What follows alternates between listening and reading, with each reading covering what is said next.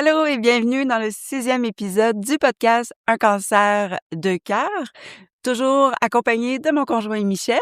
Hello tout le monde, ça me fait super plaisir de vous retrouver et la douce voix que vous venez d'entendre, c'est celle d'Isa.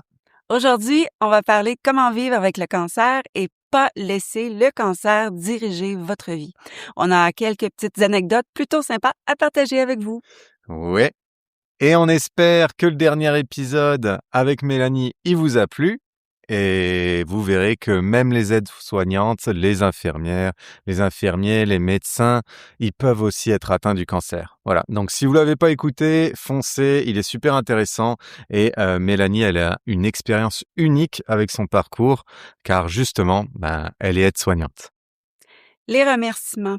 On veut en parler pour nous encourager. On vous invite à pas hésiter d'aller laisser un petit commentaire, un avis 5 étoiles sur Apple Podcasts, sur Spotify ou votre plateforme d'écoute préférée. Et si un épisode vous a plu, pensez à l'envoyer à quelqu'un qui pourrait en bénéficier. Ça nous aide énormément et nous donne beaucoup de courage et de motivation pour continuer à partager notre aventure. Super. D'ailleurs, on a des petits commentaires. On a un avis 5 étoiles de Salsa. Son commentaire, elle écrit « Vrai, très hâte au prochain épisode ». Donc, merci à toi, Salsa. On a un autre commentaire de Foot avec plein de petits emojis qui nous dit « À écouter, très bon podcast. J'ai hâte au prochain épisode ». Donc, merci à vous. Et puis, n'hésitez pas si jamais vous voulez nous laisser des petits messages. Nous, on est toujours preneurs et ça nous fait très chaud au cœur. Effectivement. On rappelle les 3 règles du podcast? Oui, tu y vas? Allez, la première règle, pas de pitié, on n'est pas là pour se lamenter, Non. hein, donc voilà, c'est toujours en bonne humeur, on est là pour raconter. Deuxième règle, c'est quoi? Pas de tabou, on parle de tout. Donc, si vous avez des sujets délicats, n'hésitez pas, on n'a pas peur et on va en parler. Mhm. On va partager ça. Et surtout, le dernier, c'est on a le droit de rire. On rigole. Quoi? Voilà, justement, ça te fait rire de dire ça. Et voilà, on va pas sombrer dans la déprime, hein, Non. c'est pas le but. Et puis, on va enchaîner avec le jingle. Jingle.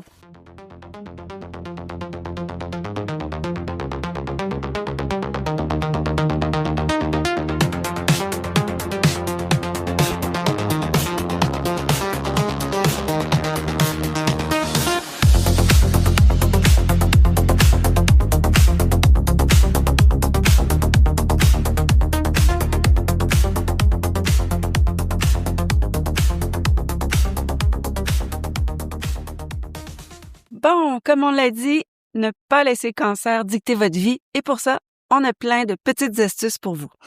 Tout d'abord, ça dépend, on n'est pas toujours au même niveau d'énergie, donc on commence tranquillement. Je crois que tout le monde le dira, la marche, c'est le meilleur exercice pour commencer. Faut maintenir une certaine stabilité dans le quotidien au niveau de l'exercice physique que l'on fait. C'est sûr qu'au départ, on peut pas faire des poids et haltères, là, ça c'est vraiment pas recommandé, surtout après une mastectomie. Il faut y aller très, très doucement de ce côté-là pour pas créer de saignements ou de blessures suite à la chirurgie. Donc la marche, c'est très bien. Il y en a qui vont faire du vélo aussi. Tout dépendant, on parle du vélo sur une piste cyclable avec pas trop de Mmh. bosses et de trous. On parle pas d'aller faire du du vélo de montagne de descente ou quoi que ce soit. Du rollerblade, du ski, mais encore là, le ski, c'est pas la peine d'aller sur les plus grosses pentes. Il faut que ce soit quand même très doux, encore une Mmh. fois, parce que tout ce qui est dans l'épaule, le bras, c'est sollicité quand même en ski selon notre niveau. Puis, il faut y aller à son rythme, quoi. Ouais, c'est ça. On en a fait du ski, on est allé faire un petit peu de ski de rando. Oui. Voilà, après il y a pas énormément de pentes ou ce genre de choses, mais au moins ça ressemble un peu à la marche ou à la rando. On a Ski fait de de la fond, rando. oui, c'est ça. Je me rappelle, qu'on était allé faire une rando, c'était juste après en plus ta chirurgie et tu as voulu trimballer une énorme bouée Oui. pour pouvoir te mettre sur le lac où on arrivait et tu te les tapais pendant toute la rando. Ouais. Tu voulais pas que je la prenne, t'étais là-dedans. En plus, on l'avait gonflé sur le parking Oui. à l'aide de la pompe dans la voiture. Ouais, puis c'était une de ces journées de canicule cet Oui. été. Il faisait Ouais. extrêmement chaud, mais heureusement, on était à l'ombre quand même Mhm. pratiquement tout le parcours dans la forêt. Mais c'était une superbe journée. Je m'en souviens encore. Ça m'a tellement fait de bien de sortir de la maison puis de faire cette activité-là. Ensuite, on était sur le lac justement avec la grosse bouée gonflable. Puis c'était un petit paradis, une petite journée de paradis. Je crois que j'ai une photo de ça. On pourra Ah, sûrement. on pourra la partager, un de ces quatre. Ouais, On ouais. a continué à faire du golf aussi, malgré que on a dû annuler quelques parties ou quoi, parce que c'était un peu compliqué avec, surtout avec l'expanseur. Ouais, l'expanseur, c'est Ouais. comme c'est c'est comme différent. C'est comme si on peut pas placer notre bras. Dans mon cas, c'est le bras gauche. Donc, j'avais de la difficulté à avoir la bonne position là pour tenir mon bâton puis faire mon élan. Donc, ça causait des douleurs aussi par la suite. Donc, on a arrêté. Ouais, Oui. faut pas forcer en gros, quoi. Non, Dès que vous sentez quelque chose, mais c'est toujours bien de se dire si vous pouvez le faire. on essaie, c'est ça. Voilà, c'est ça. On essaie, puis ensuite on voit nos limites. Mais Ouais. oui. Ça, c'est bien. Donc, continue à faire du sport, c'est important, à sortir, faut pas rester dehors. Moi, j'ai de la chance parce que toi, Isa, t'es toujours partante et c'est toi plus qui pousse à vouloir faire des choses, à me Mhm. dire, faut qu'on sorte. Du Ouais. coup, je me rappelle, tu cherchais des rollers, on est allé en acheter chez une dame Oui. et pareil, on dit tout le temps, parfois il y a des gens, ils disent ouais, il y a des signes ou des choses comme ça. Et toi, les rollers que t'avais, c'était une spéciale édition cancer du sein. Oui. Il y avait un petit Ouais, bandeau ouais, rose et j'ai remarqué ça quand on est allé les chercher. J'ai dit, oh là, ça tombe à pic. ouais. Donc voilà. Donc, Ouais. moi, j'essaie de t'accompagner en vélo à Mhm. côté. Et puis, Mais moi, ce que j'aime beaucoup, c'est la piscine, ouais, me ça, c'est bien. baigner. Moi, j'adore me baigner. Donc, ce que j'ai trouvé difficile par rapport au cancer, c'est sûr qu'au départ, on peut pas. Les cicatrices, ça doit bien guérir. Mais par la suite, avec la radiothérapie, ça aussi, c'est une autre chose. On peut pas se tremper plus qu'à la taille. Donc, c'était difficile parce que ce que j'aime, moi, c'est nager ou aller en dessous de l'eau. Mais oui, c'est ça. Tu sais, on fait des compromis. On On s'adapte. ah oui, oui, on n'a pas le choix. On y va avec ce qu'on peut faire. Voyage, voyage! Désolée pour c'est pas moi qui ai la plus belle voix. Donc côté voyage, il faut pas avoir peur, il faut continuer à prévoir des voyages. Nous, on a fait l'Italie, la France, la Suisse, le Mexique, Mhm. oui, oui, Ouais. Cuba. Ou même des petits week-ends, tu sais, juste une nuit à l'hôtel, des fois, à la montagne, aller au spa, quelque chose pour se retrouver un peu en famille ou en couple. C'est toujours une bonne idée. Même si on se dit qu'on est à la maison, on travaille pas, ça fait du bien sortir de la maison. Il faut sortir, il faut se donner des petits moments de répit quand même pour prendre soin de soi. C'est sûr. D'ailleurs, on était allé je sais plus, c'était au Mexique, à Cuba. Bref, peu importe, mais on a fait pas mal de sport aussi là-bas. On a fait du vélo. Tu voulais aller voir des Oui, plages ça, c'est à qui Cuba. étaient un peu plus loin. Oui.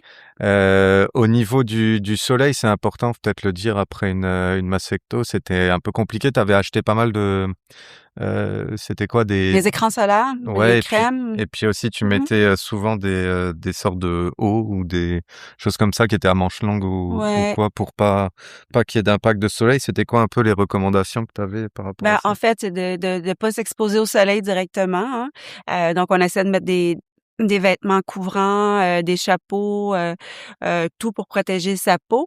Parce que ça, Cuba, je crois, je tenais vraiment à partir. C'était prévu avant le début des traitements de radiothérapie. Mmh. Je me souviens très bien, j'avais insisté pour partir parce que j'ai dit: «Non, je pourrais pas du tout m'installer au soleil, je pourrais pas profiter de mon été». Donc ça, on était en mai, je crois, quand on est parti à Cuba, fin mai. Puis c'est ça, c'est juste important de suivre les recommandations de son oncologue ou son médecin de famille pour éviter évidemment, les brûlures ou les problèmes, de peau. Ouais. D'ailleurs, à l'heure où vous nous écoutez, on devrait être au Vietnam, Oui, hein, parce que c'est notre prochain voyage. Ah Et voilà, donc Vietnam, qui dit Vietnam dit loin, c'est à plus de 20 heures de vol cumulé.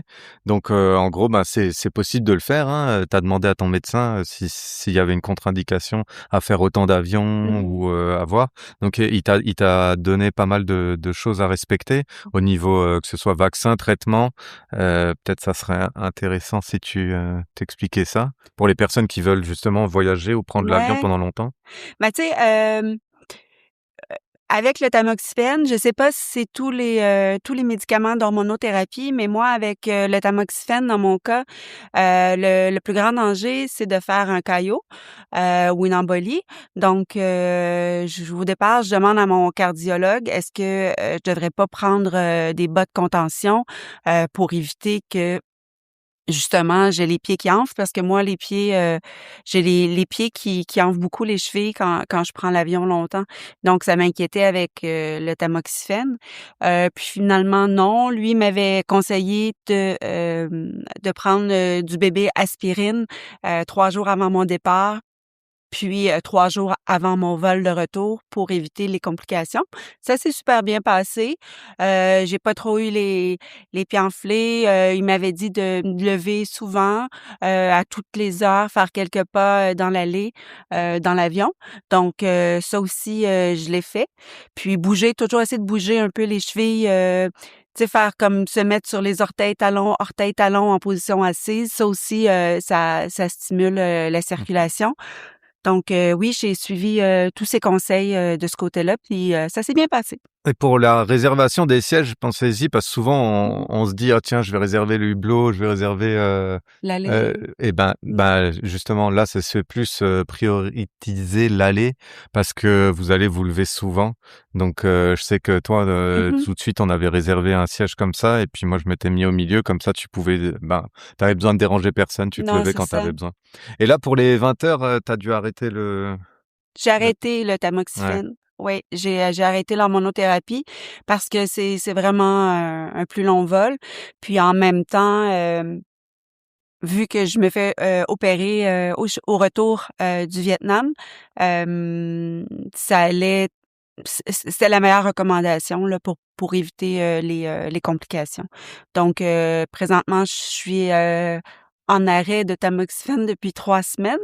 Ça apporte des petits ajustements côté, symptômes, ou autres, mais on en reparlera un petit peu plus tard, mais tout va bien quand même, pour le moment. Ce qu'il faut se rappeler, c'est qu'il faut pas s'empêcher de planifier, des voyages, des activités.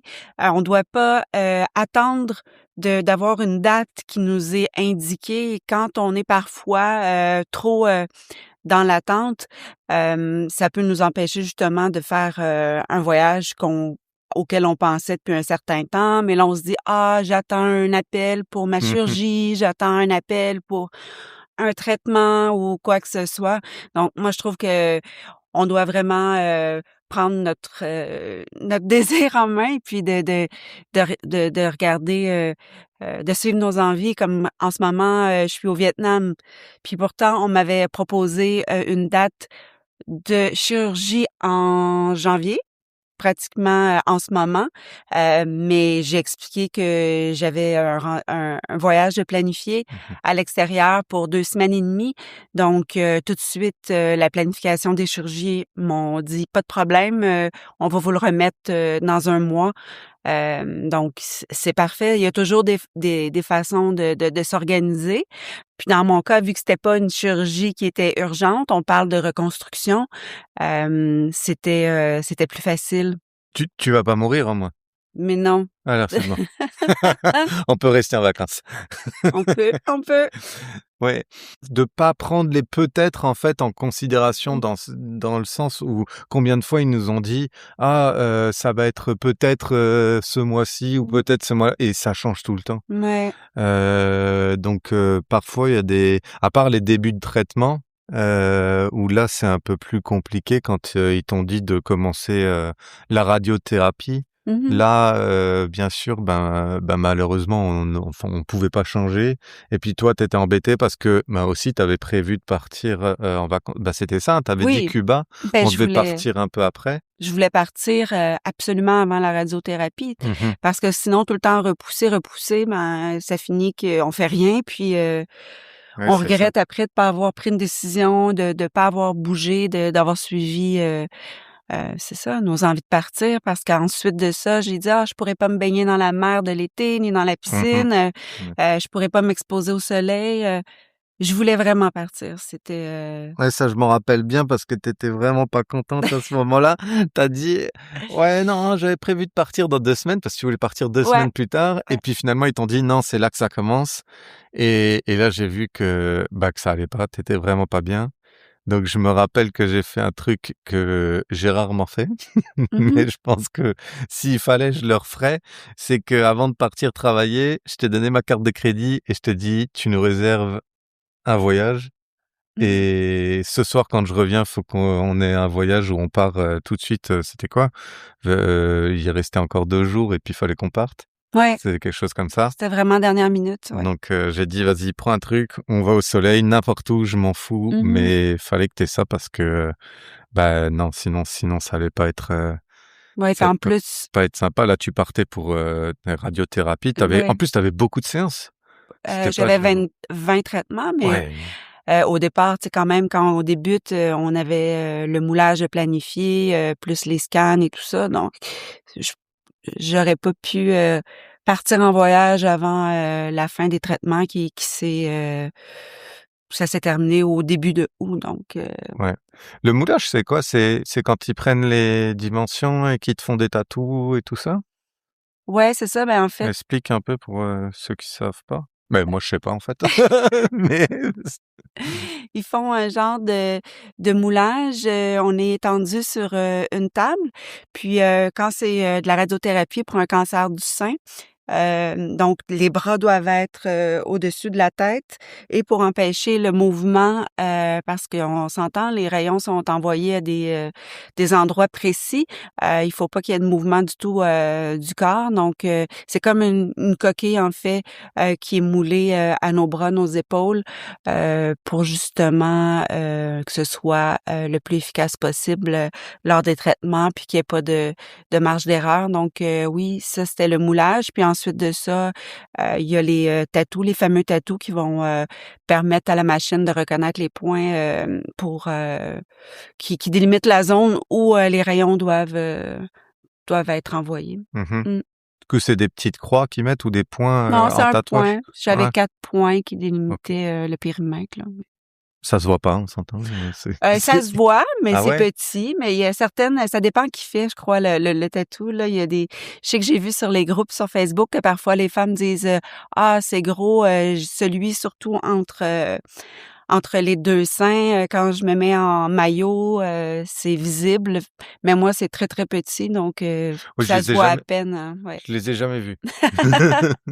Je voulais rajouter une chose, c'est qu'il faut pas non plus tomber dans l'extrême à vouloir trop en faire, hein, et vouloir clencher toute sa bucket list parce Mmh. que je me rappelle après ton opération, le lendemain, je t'ai quand même retrouvé à 4 pattes en train de nettoyer toute la salle de bain en rentrant du travail parce que tu t'ennuyais et tu étais là avec ton drap à côté et tu commençais à nettoyer la douche et là, je t'ai dit: «Non, là, tu peux pas faire ça parce que c'est l'extrême dans lequel, vaut mieux pas tomber». Mmh. Non, parce qu'après, c'est ça, on est fatigué, puis on a plus de douleur, donc il faut vraiment suivre le conseil de rester, heu, tranquille, les premiers jours. Je pense que c'est la meilleure des choses à faire, rester, au lit. On peut se lever, marcher, c'est indiqué, mais pas commencer à faire le ménage, du printemps Non. ou, faire des trucs qui sont exigeants, tu sais, c'est pas une bonne idée. Après, on a pu faire quand même des choses qui étaient un peu, Ouais. délicates. Je me Hein, hein. rappelle que c'était quoi, 48 heures après? Ah, la game du Canadien, Ouais, oui. c'est ça. Parce que Isa est une grande fan du Canadien, donc Mmh mh. qu'est-ce que j'ai fait? J'ai trouvé des billets pour, qu'on aille les voir Mmh. et on a fait ça. Tu m'as dit: «Ah mon Dieu, comment je vais faire avec le drain?» Donc tu te l'es, je sais pas, Ouais. scotché à toi pour que ça puisse passer, puis on l'a C'est bien vidé avant de partir. Ouais. On y est quand même allé. Mais il faisait froid, puis je me souviens j'avais de l'essoufflement. 48 heures après, marcher autant parce qu'on était on avait trouvé un stationnement, pas très loin, mais quand même, quand il fait froid, Mmh. puis marcher, on marche d'un pas plus rapide. Puis je me souviens que ouf, j'avais mal aux poumons. J'étais vraiment essoufflée, là. Je pensais pas que mon corps, était, fatigué, à ce point-là, là, que j'avais pas de cardio. C'était vraiment relié avec, la chirurgie parce que sinon, je suis une personne, super en forme donc ouais, j'ai peut-être un petit peu, poussé, trop fort, Ouais, j'avoue que ça, c'était pas ouais. mais bon, Mais j'ai pas c'était bien. regretté parce que Cole Caulfield a compté un magnifique but ce soir-là. Ouais, c'était beau, on a bien fait d'y aller. Sauf qu'on a eu un accident de voiture aussi, ça c'était bien. Je Un me rappelle accident, un ouais, accrochage, un un accrochage, accrochage, oui. voilà, ça je me rappelle bien. Mmh. Ah oui, J'étais pas ouais, content. toute une soirée. On parle de faire, pas mal de choses, mais moi j'avais une question pour toi, c'était le retour au travail. Comment tu voyais ça au début de ton opération? Ah ben, au début de l'opération, ce qui était planifié, c'était une absence, de 6 à 8 semaines, parce que moi, c'était une mastectomie totale, donc il y avait pas de traitement prévu, après l'opération. Finalement, bon, c'est ça s'est pas déroulé comme ça parce que les marges étaient positives. J'avais, 2 sortes de cancers, en fait, dans mon sein et les résultats de pathologie ont été envoyés ensuite à l'équipe de radio-oncologie qui ont décidé avec, ce qui se passait, les résultats, qu'il valait mieux de faire, 20 traitements de radiothérapie. Donc j'ai été en attente de tout ça, de cette décision-là quand même pendant, pratiquement 2 mois avant de débuter les traitements de radiothérapie. Donc, évidemment, je suis pas retournée au travail. On a fait la radiothérapie et jusqu'à aujourd'hui, je ne suis pas, pas apte, mais on m'autorise pas encore à retourner, Mmh. au travail, puis je vais subir la reconstruction le mois prochain. Donc Ah, quand on j'imagine sera de retour? ouais, là, j'imagine que ça va être plus ça là, un 4 à 8 semaines maximum, puis je devrais ensuite, reprendre le travail. J'ai hâte parce que je trouve le temps long un petit peu, mais ouais, on n'est jamais, certain, hein, on peut pas on peut pas se fier à ce qu'on nous dit trop parce que chaque cas est différent. Il y a toujours Mmh. des impondérables, tu sais, comment on va réagir. Il y en a pour qui, les traitements, ça se passe super bien. Il y en a qui ont plus de difficultés, leur corps répond moins bien. Donc, c'est pas quelque chose qui est pareil pour tout le monde. Et tu parlais justement que c'était long. Qu'est-ce que toi, tu aurais comme conseil à donner pour les personnes, qui sont chez eux, qui trouvent le temps long, comme, toi, ça a été le cas, pas mal de fois, tu faisais plein de trucs. Après, je sais qu'il y a des gros coups de fatigue et tout ça, donc Mmh. on n'est pas obligé, mais Ouais. il y Ben, a moi, peut-être des choses que tu as trouvées pour essayer de faire en sorte de garder toujours quelque chose, un peu à faire pour, ben, je bougeais beaucoup, même quand j'avais la radio, thérapie, toi, t'étais absent de jour, t'étais au travail, c'est ouais. normal. Mais moi, j'allais grimper des montagnes, je faisais du hiking, du vélo, de la course à pied, que j'alternais marche-course au départ, selon, les conseils de ma physiothérapeute. Mais oui, j'étais toujours active, je faisais des activités. C'est seulement qu'après, le début de la prise du tamoxifène que pour moi, là, tout s'est arrêté. Mon énergie a chuté de façon, drastique. Puis je dors beaucoup, beaucoup, beaucoup, avec le tamoxifène, heu, parce que la nuit, j'ai de longs épisodes d'insomnie. Donc, le jour, j'ai tendance à dormir beaucoup, mon corps, cherche, à récupérer. Je me lève, en même temps que Michel le matin, mais vers 9h30, j'ai les yeux qui ferment, c'est vraiment comme un coup de fatigue, là. Je Mmh. peux pas m'empêcher d'aller m'allonger pour, dormir. Puis je m'endors hyper rapidement. Puis je peux dormir comme ça 2 heures, puis ça me fait du bien. C'est sûr que c'est vraiment difficile de pas avoir une hygiène de sommeil qui est normale. J'espère qu'on va réussir à trouver au retour du travail une façon que ça s'équilibre parce que je trouve ça très difficile en ce moment de pas avoir l'énergie, l'envie de bouger plus qu'il faut, de faire des sorties ou ouais, faut il va falloir trouver une façon de revenir à la normale parce que c'est pas facile, hein, Michel?